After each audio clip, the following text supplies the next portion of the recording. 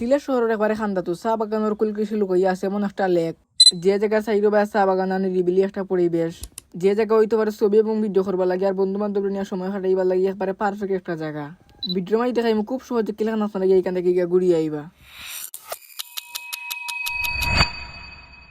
Hello guys, আসসালামু আলাইকুম। কিতা অবস্থা আপনারা? আশা করি সকল ভালো আছেন।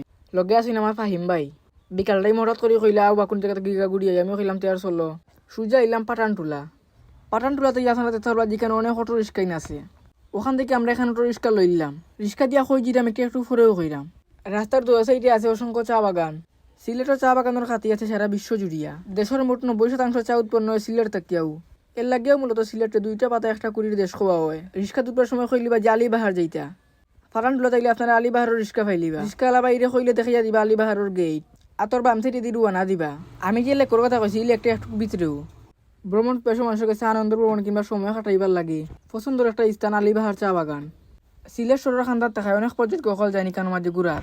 আলিবাহার গেটে দিয়ে হামাইয়া সুজা 10 থেকে 15 মিনিট রাখলে দেখা পাইলিবা একটা লেকর এমন অন্তহীন সুন্দর যে হকার ইয়া আছে সিলেটের আলিবাহার চা বাগানও। এই জায়গার সবচেয়ে সুন্দর দিক হইলিগা ইকানোর পরিবেশ। সাইডো বাই যত দূর সুখ দেখবে খালি সবুজ আর সবুজ। আর চা বাগানোর ঠিক মাঝখানেও আছে একটা লেক। আপনি যদি একটু সময় নিয়ে এখানে মাঝে ইয়া বইন তাহলে শহরের সকল শব্দ আর বাস্তবতা একবারে ভুলে যাইবা। তাছাড়া এখানে মাঝে আটাআটিও করতে পারবা। লেকর খান্দাত বিয়া প্রাকৃতিক সৌন্দর্য উপভোগ করতে পারবা। বন্ধু বান্ধবদের লইয়া খুব সুন্দর একটা সময় কাটিয়ে দিতে পারবা।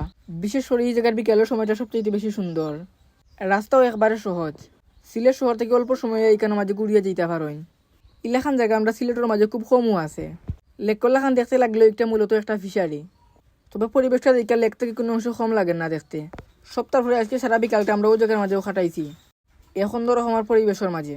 আজকে ভিডিও তো কিন্তু আসছিল নিয়মিত টাইপের ব্লগ কিংবা নতুন নতুন জায়গায় ভিডিও দেখতে চাইলে আমার ইউটিউব চ্যানেল সাবস্ক্রাইব করে রাখতে পারেন। লিঙ্ক কমেন্ট বক্সে দিয়া রাখবো। আসসালামু আলাইকুম।